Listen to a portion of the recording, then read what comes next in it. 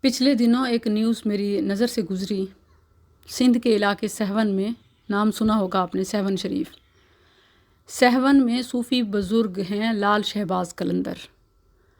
سیلاب کا پانی جب اللہ کے حکم سے مزار کی طرف بڑھنے لگا تو مزار کو بچانے کے لیے اس سے پہلے ایک منچھر جھیل ہے وہ توڑ دی گئی۔ اب جھیل توڑنے سے 40,000 گاؤں پانی میں ڈوب گئے۔ سوچیں کتنی بڑی آبادی بزرگ اور ولی کے نام پر قربان کر دی گئی۔ حالانکہ دیکھا جائے تو جو زندہ افراد ہیں انہیں بچانا زیادہ اہم ہے۔ کاش کہ اتنی عقل ہوتی۔ اور جہاں تک ولیوں کی بات ہے، وہ تو ویسے بھی اللہ کے پاس ہیں اور وہ خوب مزے میں ہیں۔ الا ان اولیاء اللہ لا خوف علیہم ولا هم یحزنون۔ ولیوں پر کوئی غم نہیں، کوئی فکر نہیں، کوئی دکھ نہیں، کوئی نقصان نہیں۔ اور شہداء تو ویسے بھی رب کے ہاں حیات ہیں، مگر تمہیں ان کی زندگی کا شعور نہیں ہے۔ لوگوں کو جب میں درباروں اور مزاروں کی جن سے یہ عقیدت رکھتے ہیں کہ یہ ہمارے ہر مشکل ویلے اوکھی گھڑی میں کام آئیں گے، ہماری ہر پریشانی دور کریں گے، ہر ہماری مراد یہاں سے پوری ہوگی، خواہ رزق کی ہو، خوشی کی ہو، رشتے کی ہو، اولاد کی ہو، تو میں انہیں یہ سمجھاتی ہوں کہ دیکھیں آپ کے سامنے ہے، کیا مزار والا اس مزار کو بچا سکا؟ کیا دربار والا اپنے دربار کو بچا سکا؟ الٹا دربار کو، مزار کو بچانے کے لیے لوگوں کو، اس عوام کو قربان کر دیا گیا جو زندگی میں بھی اور موت کے وقت بھی اور مرنے کے بعد قبر میں بھی اور محشر میں بھی اپنے ولی سے امید نہیں توڑتے کہ وہ ہمیں بچائے گا۔ میری ان باتوں سے آپ جذباتی نہ ہو جائیے گا، کیونکہ مشرکین کے لیے بہت آسان ہے۔ تقلید میں پھنسے، فرقہ واریت میں ڈوبے، اولیاء کے نام پر اولیاء کی تعلیمات سے دور لوگ اس بات کو غلط رنگ دے دیتے ہیں اور کہتے ہیں کہ یہ جی اولیاء کا بغض نظر آ رہا ہے۔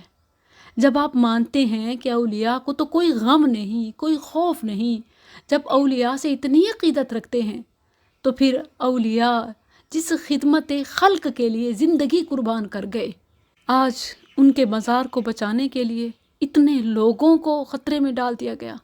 کتنوں کے گھر ڈوب گئے، کتنوں کے اپنے رل گئے، کتنے بچے بچھڑ گئے، کتنے زندگی سے ہاتھ دھو بیٹھے۔ زندگی بچانے کے لیے درختوں پہ جو چڑھے وہاں بیٹھے سانپوں نے ڈس لیا۔ اس میں بڑا سبق ہے، عبرت ہے۔ سوچیں اگر یہ اولیاء ہماری مشکلات میں، نقصانات میں مدد کی طاقت رکھتے تو ضرور پہلے اپنا مزار بچاتے اور آس پاس گاؤں بھی زیر آب نہ آتے۔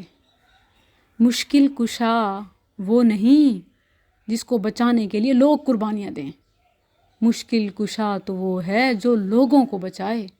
ایسی اندھی عقیدت رکھنے والوں کو میں سورہ انبیاء کا حوالہ دوں گی۔ ذرا ابراہیم علیہ السلام کا قصہ پڑھ لیں۔ جب ابراہیم علیہ السلام نے بتوں کی پوجا کرنے والوں کو، اور یاد رہے کہ وہ بت انہوں نے کوئی اپنی شکل کے نہیں تراشے ہوئے تھے، اولیاء کے مجسمے بنائے ہوئے تھے۔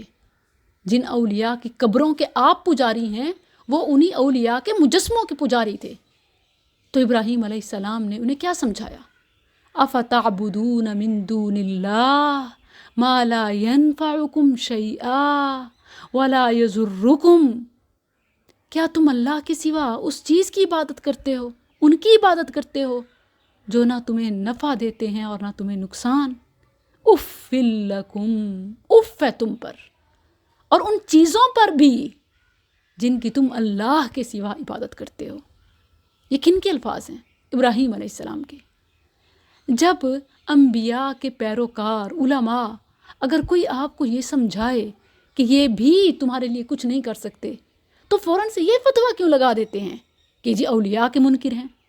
حالانکہ اللہ سبحانہ و تعالیٰ نے ابراہیم علیہ السلام کی زبان سے یہ جملہ نقل کیا کہ اف ہے تم پر اور ان چیزوں پر جن کی تم اللہ کے سوا عبادت کرتے ہو، کیونکہ ان کی بھی یہ تعلیمات نہیں ہیں، اور جو تم نے ان سے جوڑ دی ہیں ان کا وبال تم پر آئے گا، ان پر نہیں۔